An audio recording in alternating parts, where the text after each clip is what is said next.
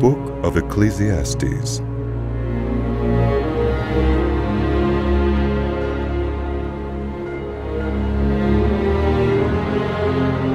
The words of the teacher, son of David, king in Jerusalem.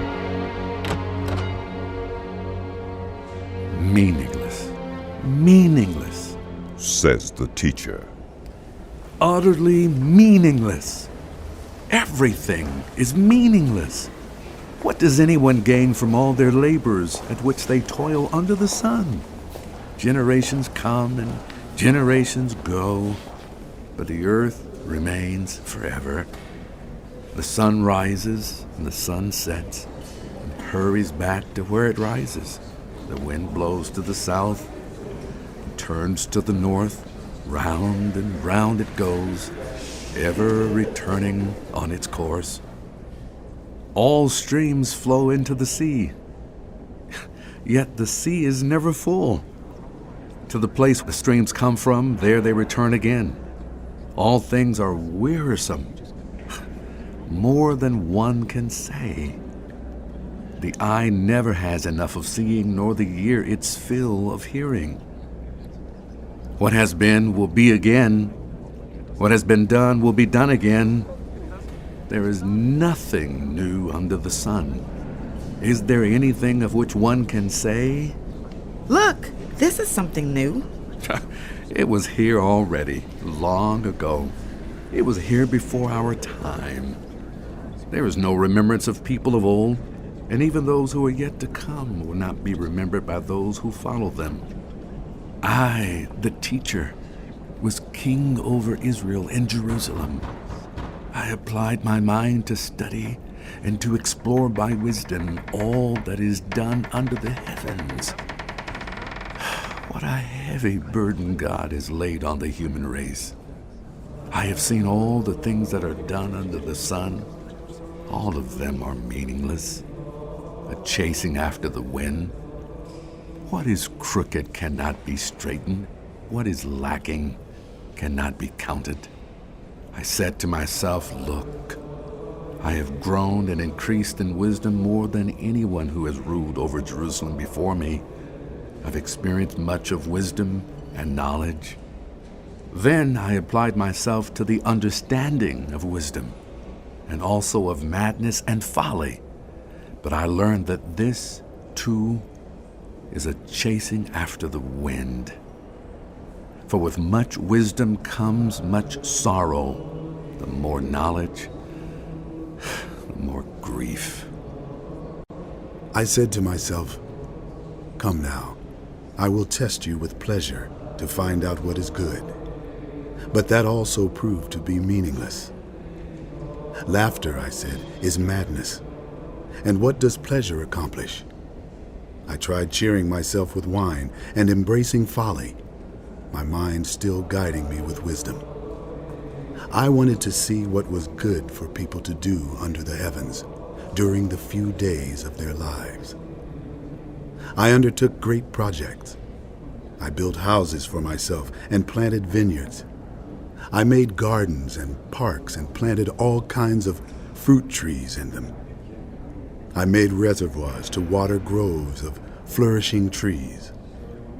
I bought male and female slaves and had other slaves who were born in my house.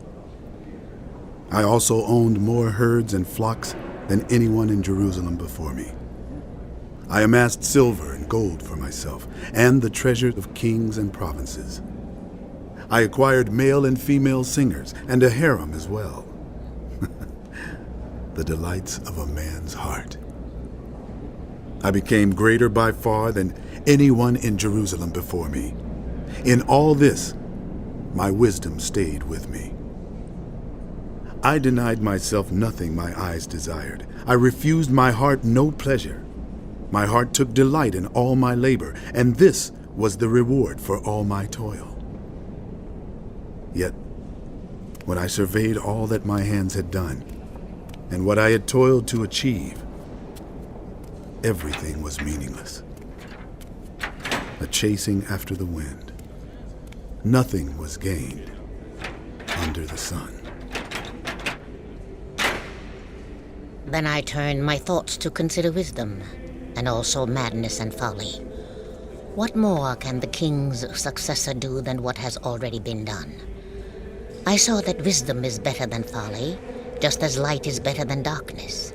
The wise have eyes in their heads, while fools walk in the darkness. But I came to realize that the same fate overtakes them both. Then I said to myself, the fate of the fool will overtake me also. What then do I gain by being wise? I said to myself, this too is meaningless, for the wise, like the fool, will not be long remembered. The days have already come when both have been forgotten. Like the fool, the wise too must die.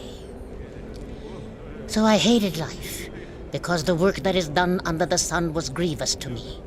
All of it is meaningless, a chasing after the wind. I hated all the things I had toiled for under the sun, because I must leave them to the one who comes after me. And who knows whether that person will be wise or foolish. Yet they will have control over all the toil into which I have poured my effort and skill under the sun. This too is meaningless.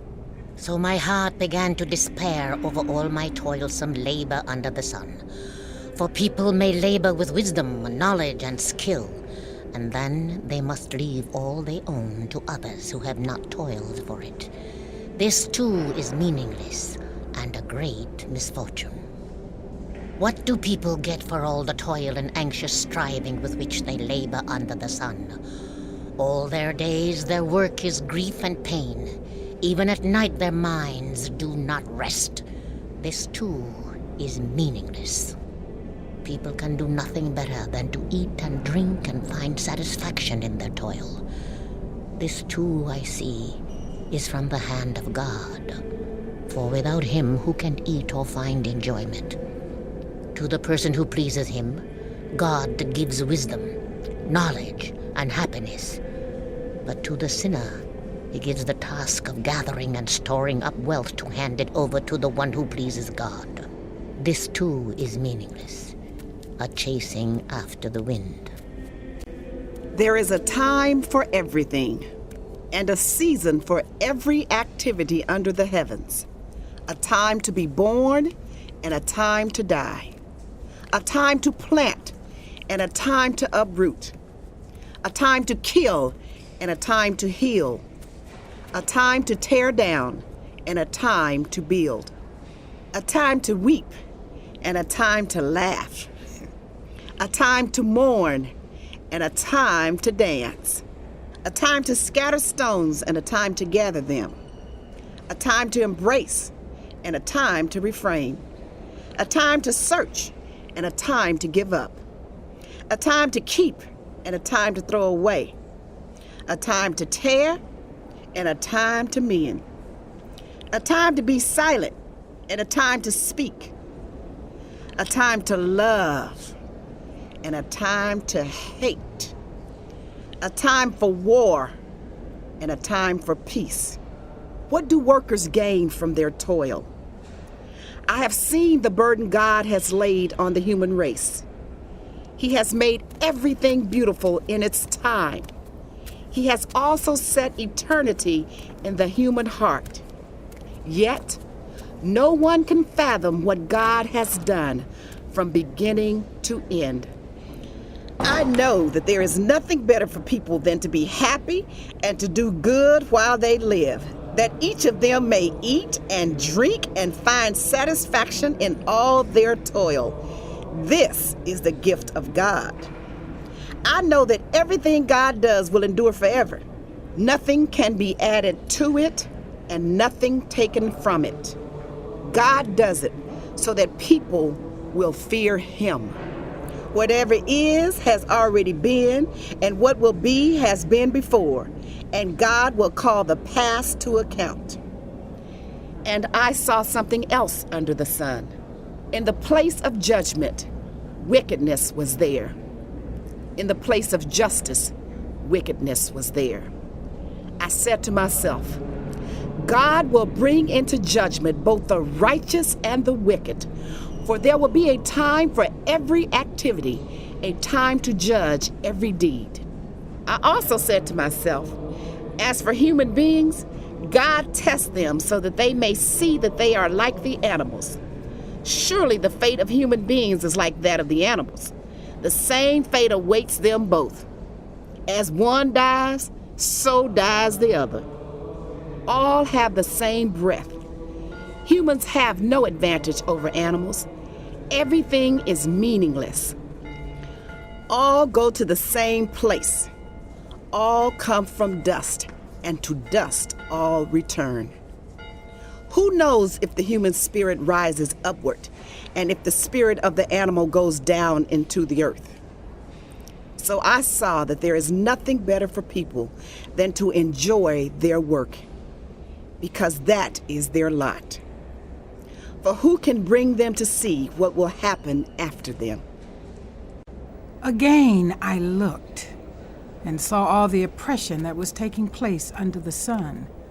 I saw the tears of the oppressed, and they have no comforter. Power was on the side of their oppressors, and they have no comforter. And I declared that the dead who had already died are happier than the living who are still alive. But better than both is the one who has not yet been, who has not seen the evil that is done under the sun. And I saw that all toil and all achievement spring from one person's envy of another. This too is meaningless, a chasing after the wind. Fools fold their hands and ruin themselves.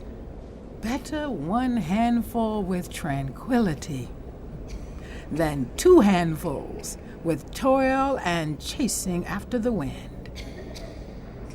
Again, I saw something meaningless under the sun. There was a man all alone. He had neither son nor brother. There was no end to his toil, yet his eyes were not content with his wealth. For whom am I toiling? He asked.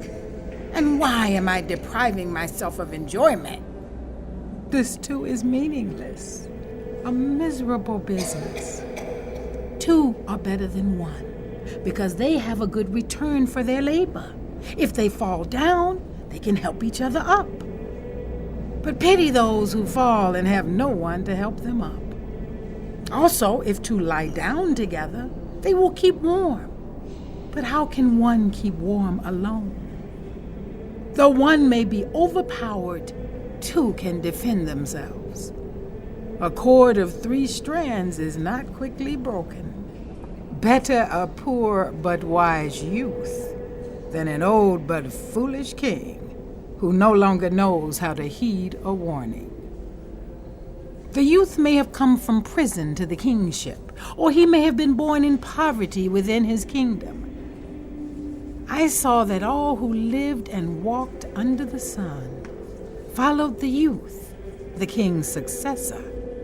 There was no end to all the people who were before them, but those who came later were not pleased with the successor. This too is meaningless, a chasing after the wind. Guard your steps when you go to the house of God.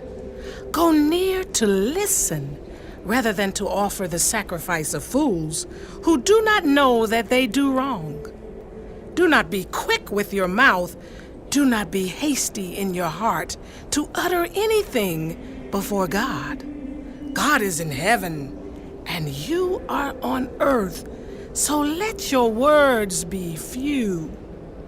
A dream comes when there are many cares, and many words mark the speech of a fool.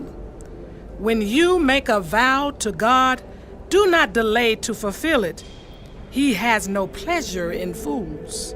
Fulfill your vow. It is better not to make a vow than to make one and not fulfill it. Do not let your mouth lead you into sin. And do not protest to the temple messenger. My vow was a mistake. Why should God be angry at what you say and destroy the work of your hands?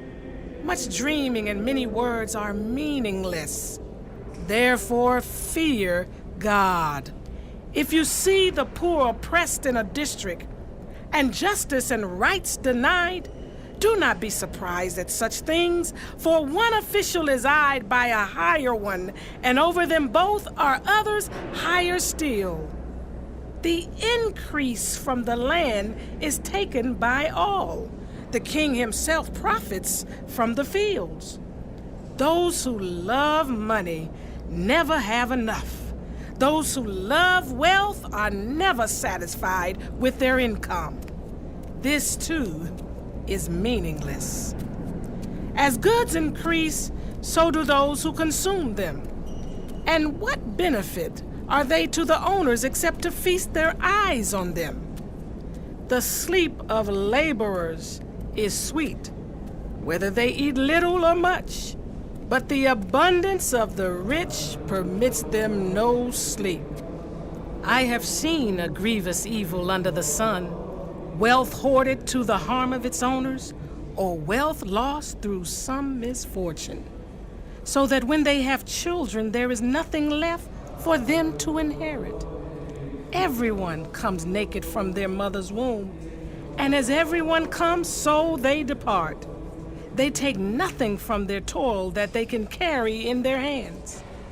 This, too, is a grievous evil. As everyone comes, so they depart. And what do they gain, since they toil for the wind? All their days they eat in darkness, with great frustration, affliction, and anger. This is what I have observed to be good, that it is appropriate for people to eat, to drink, and to find satisfaction in their toilsome labor under the sun during the few days of life God has given them, for this is their lot. Moreover, when God gives people wealth and possessions and the ability to enjoy them, to accept their lot and be happy in their toil, this is a gift of God.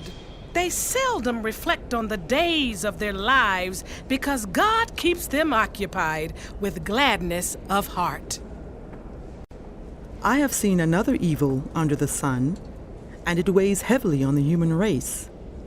God gives some people wealth, possessions, and honor so that they lack nothing their hearts desire. But God does not grant the ability to enjoy them, and strangers enjoy them instead. This is meaningless, a grievous evil. A man may have 100 children and live many years. Yet no matter how long he lives, if he cannot enjoy his prosperity and does not receive proper burial, I say that a stillborn child is better off than he. It comes without meaning. It departs in darkness, and in darkness its name is shrouded.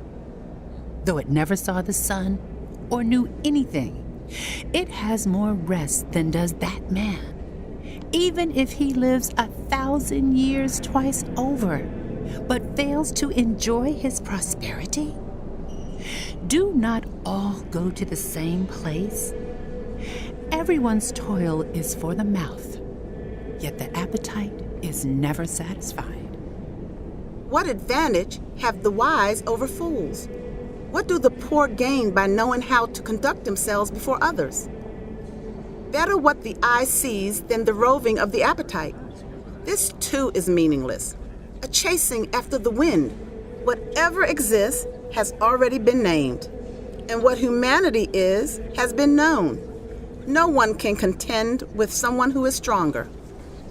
The more the words, the less the meaning. And how does that profit anyone? For who knows what is good for people in life during the few and meaningless days they pass through like a shadow? Who can tell them what will happen under the sun after they are gone? A good name is better than fine perfume, and the day of death better than the day of birth. It is better to go to a house of mourning than to go to a house of feasting, for death is the destiny of everyone. The living should take this to heart. Frustration is better than laughter, because a sad face is good for the heart. The heart of the wise is in the house of mourning, but the heart of fools is in the house of pleasure. It is better to heed the rebuke of a wise person than to listen to the song of fools. Like the crackling of thorns under the pot, so is the laughter of fools. This too is meaningless. Extortion turns the wise into fools, and a bribe corrupts the heart. The end of a matter is better than its beginning, and patience is better than pride. Do not be quickly provoked in your spirit, for anger resides in the lap of fools. Do not say, Why were the old days better than these? for it is not wise to ask such questions. Wisdom, like an inheritance, is a good thing and benefits those who see the sun. Wisdom is a shelter as money is a shelter. But the advantage of knowledge is this: wisdom preserves the life of its possessor. Consider what God has done. Who can straighten what he has made crooked? When times are good, be happy. But when times are bad, consider. God has made the one as well as the other. Therefore, you cannot discover anything about your future. In this meaningless life of mine, I have seen both of these: the righteous perishing in their righteousness, and the wicked living long in their wickedness. Do not be over-righteous, neither be over-wise. Why destroy yourself? Do not be over-wicked, and do not be a fool. Why die before your time? It is good to grasp the one and not let go of the other. Whoever fears God will avoid all extremes. Wisdom makes one wise person more powerful than 10 rulers in a city. Indeed, there is no one on earth who is righteous, no one who does what is right and never sins. Do not pay attention to every word people say, or you may hear your servant cursing you.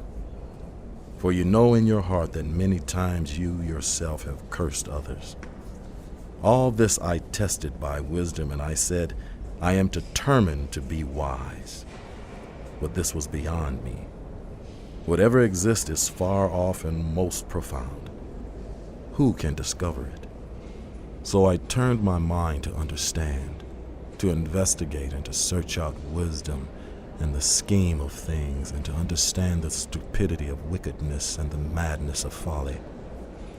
I find more bitter than death the woman who is a snare, whose heart is a trap, and whose hands are chains. The man who pleases God will escape her, but the sinner she will ensnare. Look, says the teacher, this is what I've discovered, adding one thing to another to discover the scheme of things. While I was still searching but not finding, I found one upright man among 1,000, but not one upright woman among them all. This only have I found: God created humankind upright, but they have gone in search of many schemes. Who is like the wise? Who knows the explanation of things? Wisdom brightens the face and changes its hard appearance. Obey the king's command, I say, because you took an oath before God. Do not be in a hurry to leave the king's presence. Do not stand up for a bad cause, for he will do whatever he pleases. Since a king's word is supreme, who can say to him, "What are you doing?" Whoever obeys his command will come to no harm, and the wise heart will know the proper time and procedure. For there is a proper time and procedure for every matter, though a person may be weighed down by misery.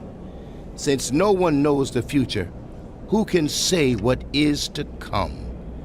As no one has power over the wind to contain it, so no one has power over the time of their death. As no one is discharged in time of war, so wickedness will not release those who practice it. All this I saw as I applied my mind to everything done under the sun. There is a time when a man lords it over others to his own hurt. Then, too, I saw the wicked buried, those who used to come and go from the holy place and receive praise in the city where they did this. This too, is meaningless. When the sentence for a crime is not quickly carried out, people's hearts are filled with schemes to do wrong. Although a wicked person who commits 100 crimes may live a long time, I know that it will go better with those who fear God, who are reverent before him.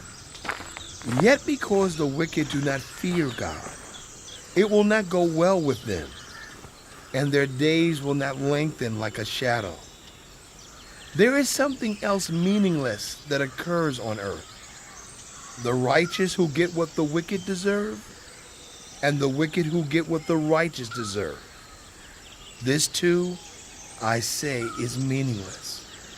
So I commend the enjoyment of life, because there is nothing better for people under the sun than to eat and drink and be glad. Then joy will accompany them in their toil all the days of the life God has given them under the sun. When I applied my mind to know wisdom and to observe the labor that is done on earth, people getting no sleep day or night, then I saw all that God has done. No one can comprehend what goes on under the sun.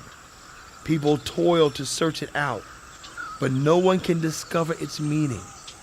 Even if the wise claim they know, they cannot really comprehend it. So I reflected on all this and concluded that the righteous and the wise and what they do are in God's hands, but no one knows whether love or hate awaits them. All share a common destiny, the righteous and the wicked, the good and the bad, the clean and the unclean, those who offer sacrifices and those who do not. As it is with the good, so with the sinful. As it is with those who take oaths, so with those who are afraid to take them. This is the evil in everything that happens under the sun. The same destiny overtakes all. The hearts of people, moreover, are full of evil, and there is madness in their hearts while they live, and afterward they join the dead. Anyone who is among the living has hope. Even a live dog is better off than a dead lion. For the living know that they will die, but the dead know nothing. They have no further reward, and even their name is forgotten. Their love, their hate, and their jealousy have long since vanished. Never again will they have a part in anything that happens under the sun. Go, eat your food with gladness, and drink your wine with a joyful heart, for God has already approved what you do. Always be clothed in white, and always anoint your head with oil. Enjoy life with your wife, whom you love, all the days of this meaningless life that God has given you under the sun, all your meaningless days. For this is your lot in life, and in your toilsome labor under the sun. Whatever your hand finds to do, do it with all your might. For in the realm of the dead, where you are going, there is neither working, nor planning, nor knowledge, nor wisdom. I have seen something else under the sun. The race is not to the swift, or the battle to the strong, nor does food come to the wise, or wealth to the brilliant, or favor to the learned. But time and chance happens to them all. Moreover, no one knows when their hour will come. As fish are caught in a cruel net, or birds are taken in a snare, so people are trapped by evil times that fall unexpectedly upon them. I also saw under the sun this example of wisdom that greatly impressed me. There was once a small city with only a few people in it, and a powerful king came against it, surrounded it, and built huge siege works against it. Now there lived in that city a man poor but wise, and he saved the city by his wisdom. But nobody remembered that poor man. So I said, wisdom is better than strength. But the poor man's wisdom is despised, and his words are no longer heeded.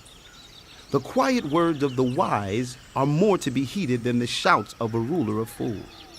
Wisdom is better than weapons of war, but one sinner destroys much good. As dead flies give perfume a bad smell, so a little folly outweighs wisdom and honor. The heart of the wise inclines to the right, but the heart of the fool to the left. Even as fools walk along the road, they lack sense and show everyone how stupid they are. If a ruler's anger rises against you, do not leave your post. Calmness can lay great offenses to rest. There is an evil I have seen under the sun, the sort of error that arises from a ruler. Fools are put in many high positions, while the rich occupy the low ones. I have seen slaves on horseback, while princes go on foot like slaves. Whoever digs a pit may fall into it. Whoever breaks through a wall may be bitten by a snake. Whoever quarries stones may be injured by them. Whoever splits logs may be endangered by them. If the axe is dull and its edge unsharpened, more strength is needed, but skill will bring success. If a snake bites before it is charmed, the charmer receives no fee. Words from the mouth of the wise are gracious, but fools are consumed by their own lips. At the beginning their words are folly. At the end they are wicked madness, and fools multiply words. No one knows what is coming. Who can tell them what will happen after them? The toil of fools wearies them. They do not know the way to town. Woe to the land whose king was a servant, and whose princes feast in the morning. Blessed is the land whose king is of noble birth, and whose princes eat at a proper time, for strength and not for drunkenness. Through laziness the rafters sag. Because of idle hands the house leaks. A feast is made for laughter, wine makes life merry, and money is the answer for everything.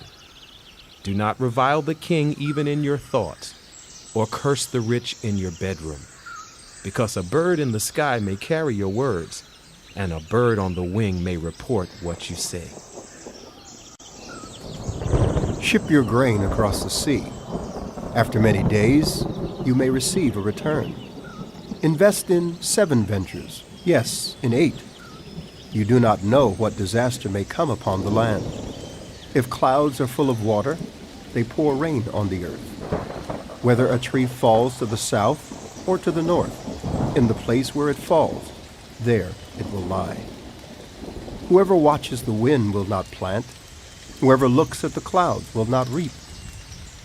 As you do not know the path of the wind, or how the body is formed in a mother's womb, so you cannot understand the work of God, the maker of all things.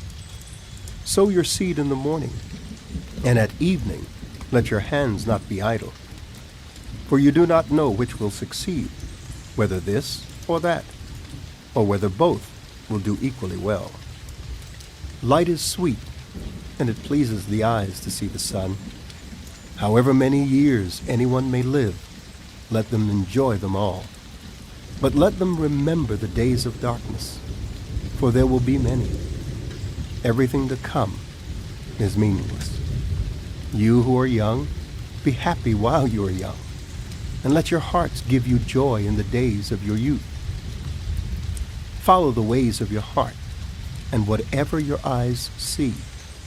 But know that for all these things, God will bring you into judgment.